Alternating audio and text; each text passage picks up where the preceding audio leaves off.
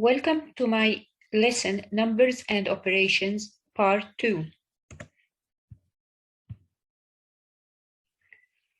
In my previous lesson, we talked about integers and naturals, and we discussed the mathematical operations on integers and the exponents on integers. In today's lesson, we will talk about fractions, including different types of fractions. Then we move to talk about rational numbers, representing rational numbers on the number line, comparing and ordering rational numbers, and then we move to discuss the mathematical operations on rational numbers, including the addition and subtraction, the multiplication and division. And finally, we talk about the Cartesian Coordinate System. So fractions represent equal parts of a whole or of a collection. For example, when fractions represent equal parts of a whole, let's say we have a pie that is divided into 8 equal pieces. We choose to eat 4 out of the 8 pieces, which are highlighted in green. This is represented as a fraction as 4 out of 8, or 4/8. Let's take another example.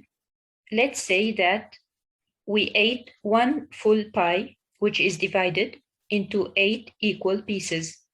But that was not enough for us, so we chose to eat another piece of the other pie. In this case, we can say that we have eaten 9. If we counted these small pieces, the green ones will be 9. 9 out of 8 pieces, because we have our measuring relative to the 8 pieces that exist in one pie. So we can write this as 9/8 or 9 out of 8. We can say it in another way, that since we completed 1 full pie, so we treat this as a unit, so it's 1. And then that was not enough for us, so we ate another piece of the second pie. So the amount we have eaten is 1 full pie and 1/8, because the unit is divided into 8 pieces, 1/8. Fractions could be used to refer to equal parts of a collection. For example, let's say we have a total of 5 kids, 2 boys and 3 girls. In this case, we can say that girls represent 3 out of 5 of the collection of kids, or 3/5, whereas boys represent 2/5, or 2 out of 5 kids in this collection. Another example, we have 4 cars that are colored with different colors.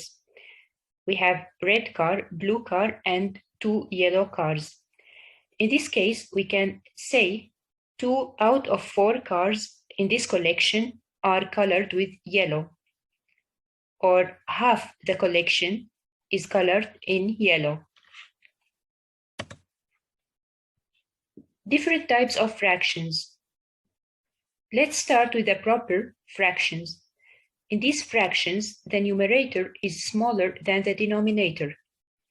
For example, if we have this unit and we divided it into 4 equal pieces, and we highlighted in green color 3 of them, then this highlighted part can be referred to as 3/4 or 3 out of 4.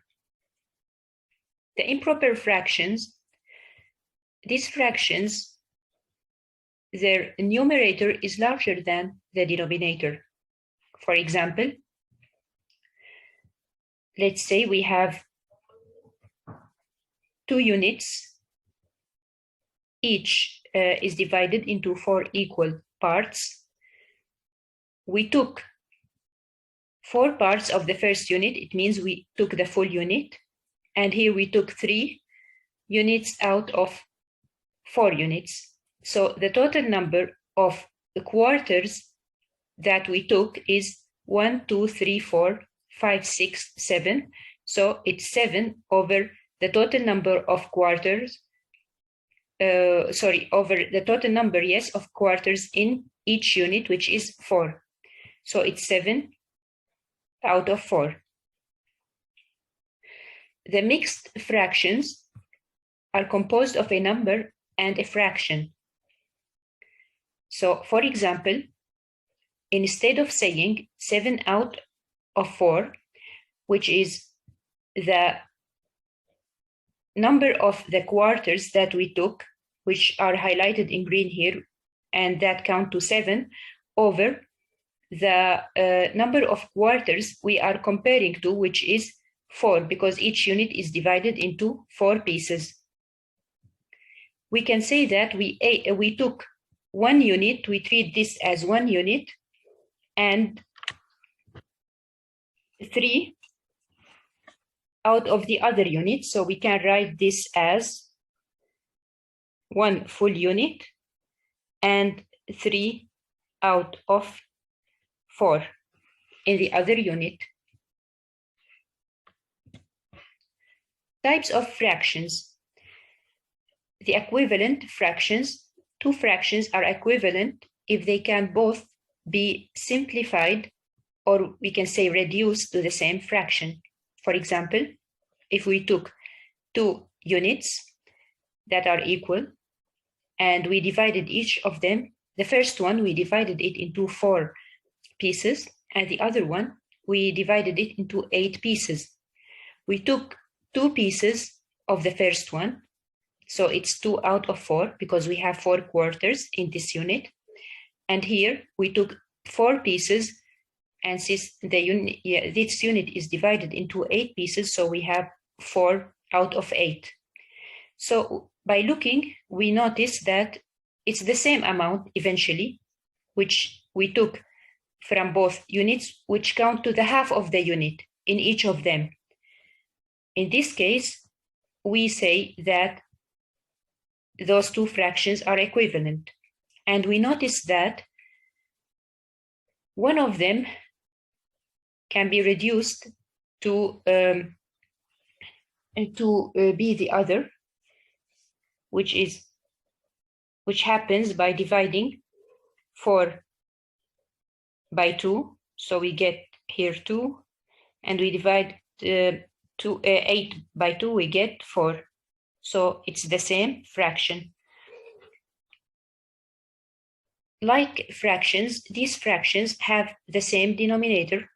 So we have 2 over 12, and we have 3 over 12, or 3/12. And we notice the denominator is the same. Unlike fractions, these fractions have different denominators. Example, 2 over 12 and 3 out of 14. They don't have the same denominator, so we call them unlike fractions. Now let's move to the rational numbers. We refer to this set by letter Q.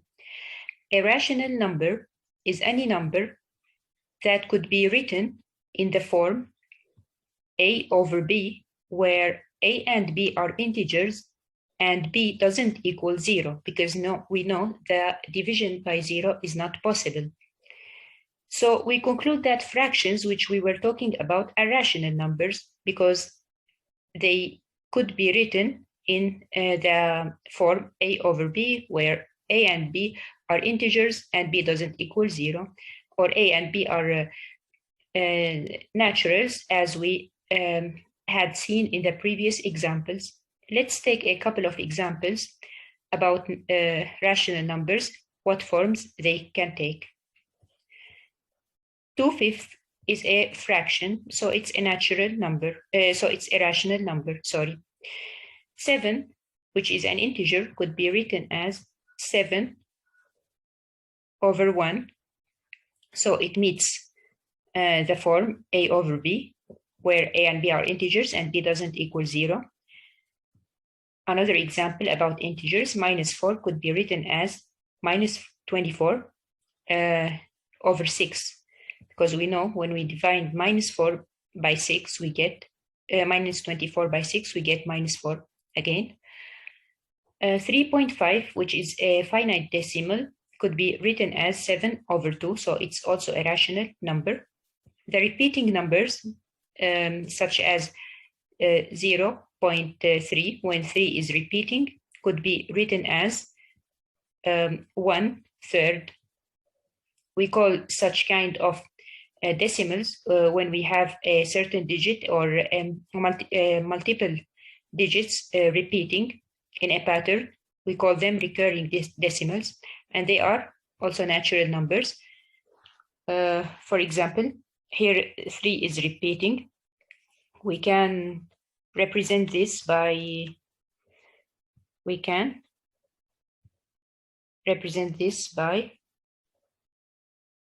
0.3. Here we have only one digit, which is 3 repeating. We could have, for example, 2 digits, or even 3 digits and more.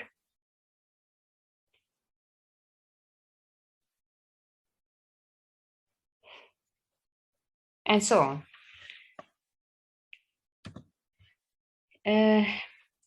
Here we have 2 proofs that we are going to show. You can skip this page if you are not in the level of knowing about solving equations, and if you like to wait to other lessons, it's okay, but it's interesting to learn how this is done. And actually, these questions are present on the websites and in multiple pages, so it's good to know about them. So the first one is prove that the recurring number 0.3, 3 is repeating, is a rational number. So let's start with the solution. Let n be set to 0.333, which is our number. Then if we multiplied both sides by the same number, which is 10, then the equality will still be valid. So 10 multiplied by n equals 10 multiplied by 0.333, which gives us 3.333. Now, what we are going to do is that we are going to subtract each side in this equation. Here, we will subtract this side from this side, and this side here from this side here. And since we are subtracting an equal number from both sides, so nothing will change. This will give us 10 multiplied by n here minus n equals 3.333 minus 0.333. Hence, 10n minus n equals 9n. This is equal to 3.333 repeating minus 0.333 repeating will give us 3. This means that n equals 3/9, or by reducing the fraction by dividing the numerator and denominator by 3, we get 1/3. We conclude that the number we have, which is the finite decimal with 3 repeating, could be written as 1/3, which is of the form A over B. A and B are integers and B doesn't equal 0. This means that it is indeed a rational number. Another question that is usually arised on the web pages: is P a rational number? The answer is no. P is not a rational number, since it doesn't have an exact value. It's an infinite decimal. P is approximated by 22/7, and it doesn't equal exactly 22/7. That's why P is not a rational number. Now let's move to representing rational numbers on the number line and comparing rational numbers. The value of the rational numbers increases as we move from the left to the right side on the number line. For example, we can see here 5/2 falls on the right side, on the left side, sorry, relative to 10/3. This means that 10/3 is bigger than 5/2. Another example, -2.5 falls on the left side of -half. This means that -half is bigger than -2.5. So this is the way to compare rational numbers on the number line. Comparing rational numbers without using the number line. So let's take a practical example. Let's say we want to compare 12/21 and 3/7. The first thing we have to do is to make the denominator positive in each of the two numbers. So here we notice that there is nothing to do because both denominators are already positive. If there is a mixed number, we turn it into an improper fraction. We notice that there are no mixed numbers here, so we have to do nothing. We unify the denominators. Here we notice that 21 is the least common multiple between the two denominators that are 21 and 7. That's why we need to multiply 3 and 7, both of them, by 3 in order to unify the denominators between the two fractions. So 12/21, we get it as it is, nothing changed, and 3/7 becomes 9/21. Now, the one with the largest numerator is the largest number. So since 12 is bigger than 9, we conclude that 12/21 is bigger than 9/21, or similarly, we can say 12/21 is bigger than 3/7. Let's take another, a bit more complicated example. Here we have a negative mixed number, and we have a negative fraction. We have minus in the denominator. So first thing we have to do is to make the denominator positive in each of the two numbers. So here we can, since we have here positive sign, we can transform 8/-3 to -8/3, and the other one is still the same. Okay. The second step, we turn the mixed number into an improper fraction. So here, in order to turn this -1 and 3/4 into an improper fraction, first of all, we leave the minus out. We don't do anything about it. We multiply 1 by 4. It's 4. We add it to 3. So 4 plus 3 equals 7. And so we get 7/4. We leave the denominator as it is. And then we put the minus next to the 7. Now we have -7/4 and -8/3. The next step is to unify the denominators to be the same. So the common least denominator, the common least multiple between the two denominators that are 4 and 3 is 12. So we have to multiply here -7 and 4 by 3 in order to get a denominator of 12. So we get -21/12. In the case of the other fraction, we have to multiply both of the numerator and the denominator by 4 in order to get a denominator of 21. So here we get minus 8 multiplied by 4 minus 32, and 3 multiplied by 4 is 12. Final step, since minus 21 is bigger than minus 32, we can conclude that minus 21 over 12 is bigger than minus 32 over 12, or in other words, we can get back to our original fractions that we started with, or original rational numbers that we started with, to conclude that minus 1 and 3/4 is bigger than minus 8 over 3, or 8 over minus 3.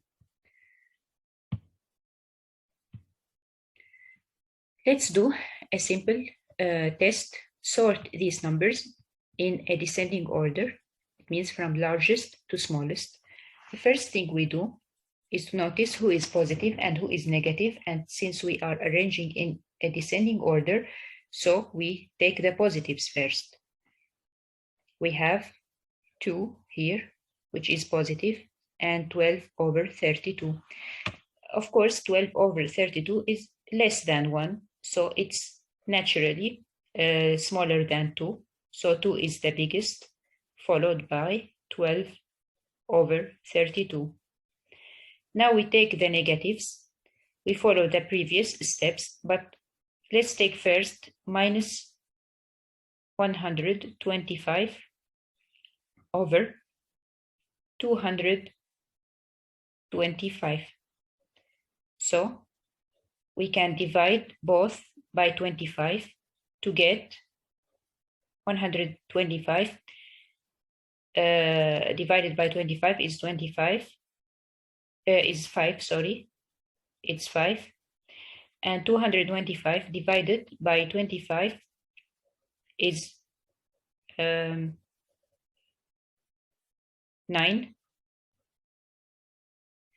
So we get 5 over 9. Since we have minus, so it's minus 5 over 9. In the case of minus 4 over 8,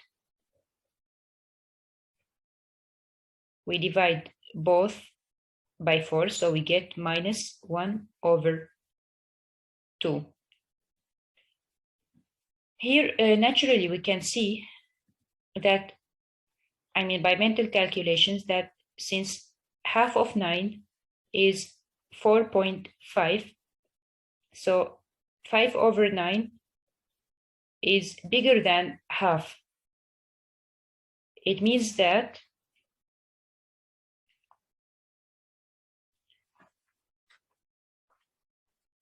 minus 5 over 9 is smaller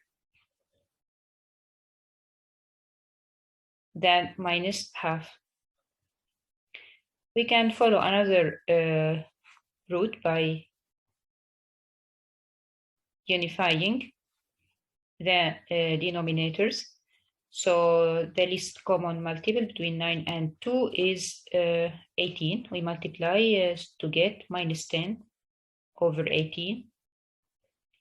And here minus 9 over 18. Since minus 10 is smaller than minus 9, this means that minus 5 over 9 is smaller than minus half, or we can write, in other words, minus 125 over 225 is smaller than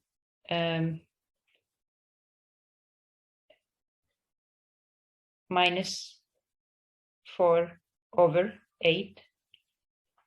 So here we have minus 4 over 8, and then minus 125 over 225. So this is the order, the ascending or the descending order.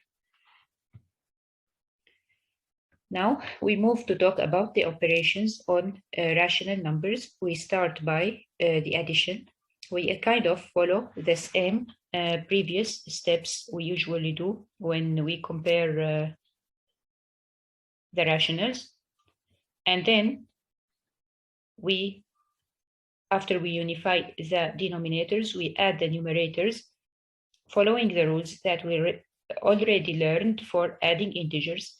Let's take an example, 4/9 plus 7/18.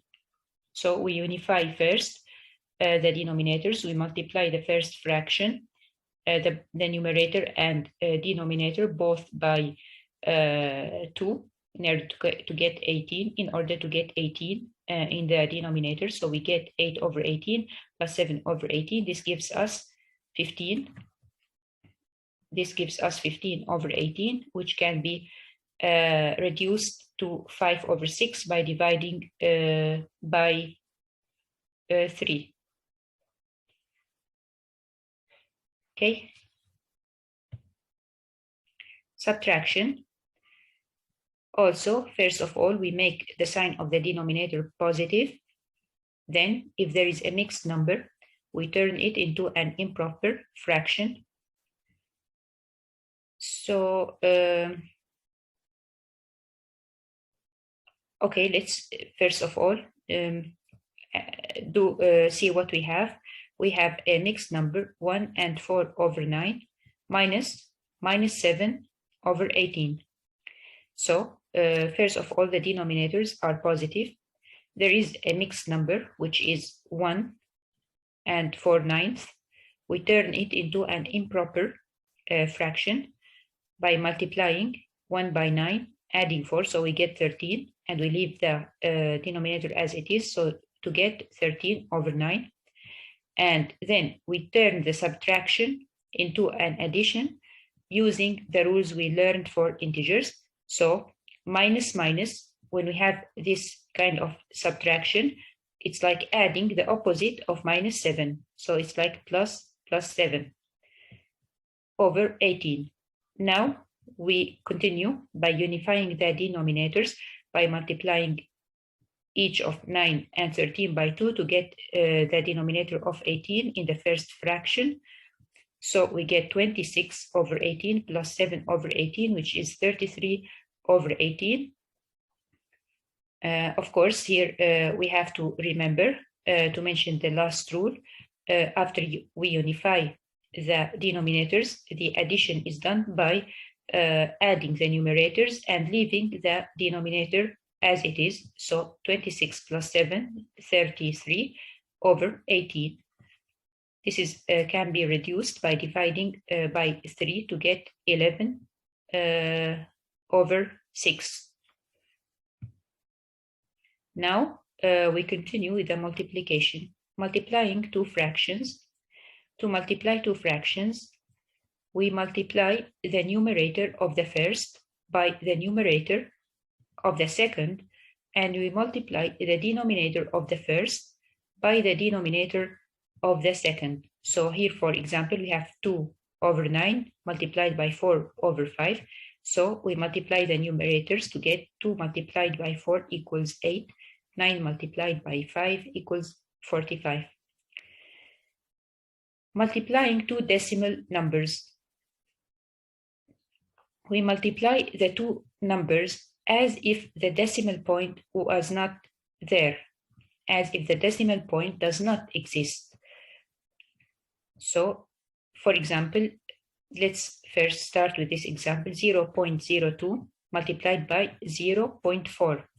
So first of all, we multiply the two numbers as if the decimal point was not there. So it's like we are multiplying 2 by 4, which gives us 8. Now the second thing, we count the numbers to the right of the decimal point in both numbers. Okay, so here we have one number, and here we have 2, 3. So we have 3 numbers to the right of the decimal point. Now, in the result that we got at the first step, which is 8, we start from the right of the number 8, counting n numbers, which is the number 3 here, the number of digits on the right side of the decimal point in both numbers, and we put the decimal point where we stop after counting 3 steps. So this is the first step. Then we put 0 here. Second step. Third step, we put 0. When we finish, okay, we put decimal point and then 0 on the left. So this is the answer, 0.0008. Let's take another example, 0.2 multiplied by 0.004. In this case, as we said, first we multiply as if the decimal point was not there. So we have 8. Okay, we count the number to the right of the decimal point. So it is 1, 2, 3, and 4.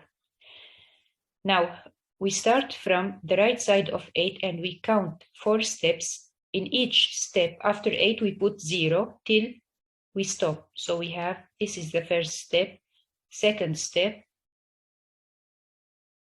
third step, fourth step. Here we finished, we put the decimal point and then 0. So the answer is 0.0008. Now we move to the division. Note, each rational number a over b doesn't equal 0, has a reciprocal b over a. So to divide a first fraction by a second fraction, we multiply the first fraction by the reciprocal of the second fraction. So here, minus 2 over 3 divided by 5 over 4. So we multiply minus 2 over 3, which is the first fraction that is being divided, let's say, by the reciprocal of the fraction that is the divisor. So by 4 over 5, because the divisor is 5 over 4, so we multiply by 4 over 5, which is its reciprocal. The result is obtained by multiplying the numerators and by multiplying the denominators. So we get minus 2 multiplied by 4 minus 8 and 3 multiplied by 5. This gives us 15. It's good to mention that it's better in exercises to always simplify the result, to reduce it, so that you present the answer in its simplest form if possible. The Cartesian coordinate system is a plane with one x-axis and one y-axis.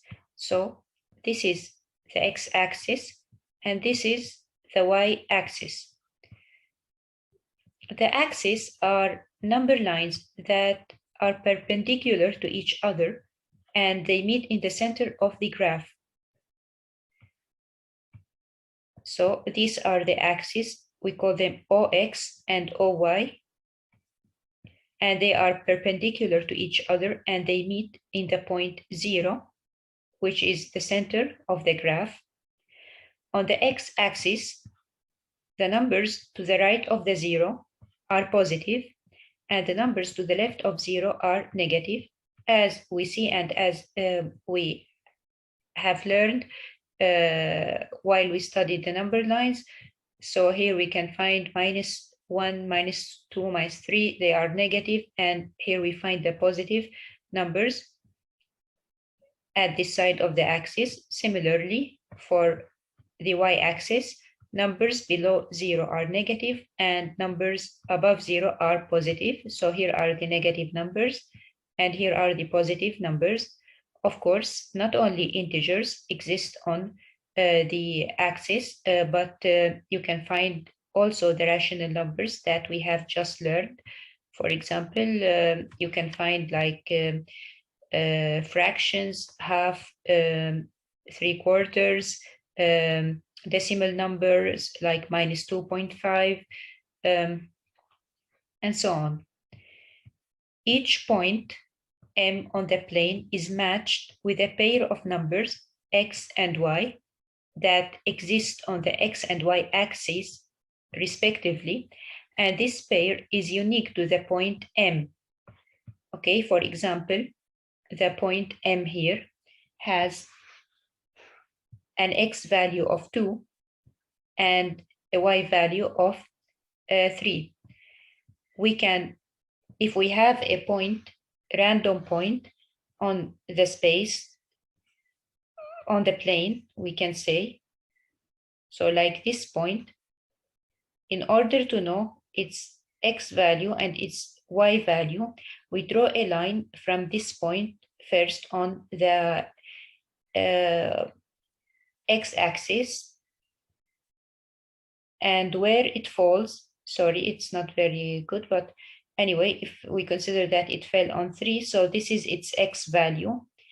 And the same, if we want to find its value on the y-axis, we draw a line that is perpendicular to the vertical axis, OY. So we can conclude that its x and y value is 3, 2. Each pair is unique to the point, and no two points share the same values of x and y, but they can share one value at most. For example, this point that is located here shares the y value with M, because if we draw a line that is perpendicular to the y axis, we can see that it falls here on 3. So this is its y value. Whereas if we draw a line here perpendicular to OX, we find the value of -2 on this axis. So its value is -2 and 3. Of course, -2, 3 is not the same as 3 minus 2. 3 minus 2. 3 minus 2 is located here. -2, 3 is located here. And 3 minus 2 is located somewhere like here. So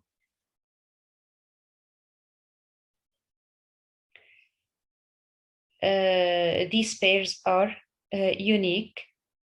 And we would like to mention also that usually the axis that we have just learned split the plane into 4 quarters. In the first quarters, the x and y are both positive, and we call it the first quarter. On the second quarter, the x values are negative, while the y values are positive. We call it the second quarter. On the third quarter, we have x values and y values are both negatives. And on the fourth quarter, we have the x values are positive and the y values are negative.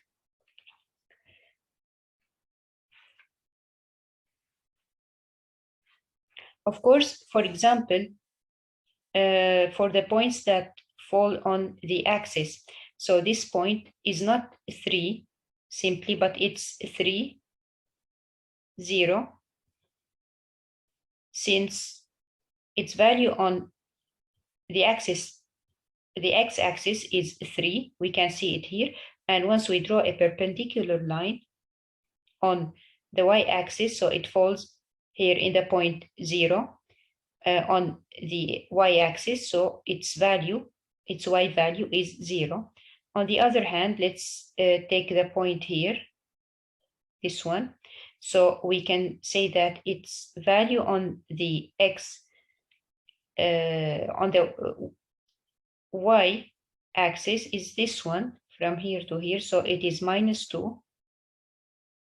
However, its value on the y-axis is drawn by, on the x-axis is drawn by,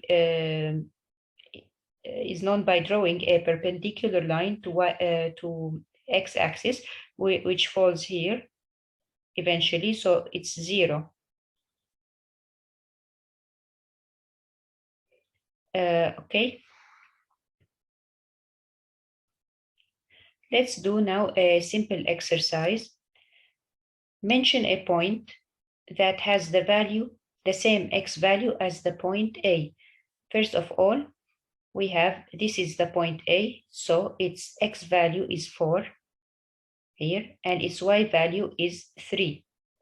We want to find a point with the same x value as A, so we are free to move across this line that is perpendicular to the x-axis.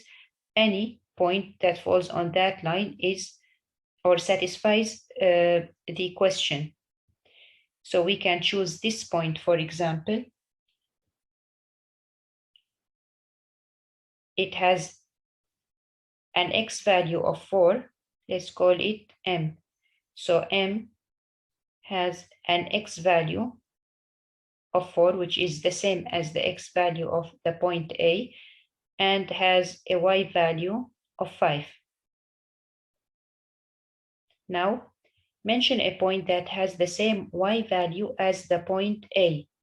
The same y value, we are free to move across this line, because if we choose any point on it and draw a line that is perpendicular on the axis and the y-axis, it will fall on 3, which is the y value of A.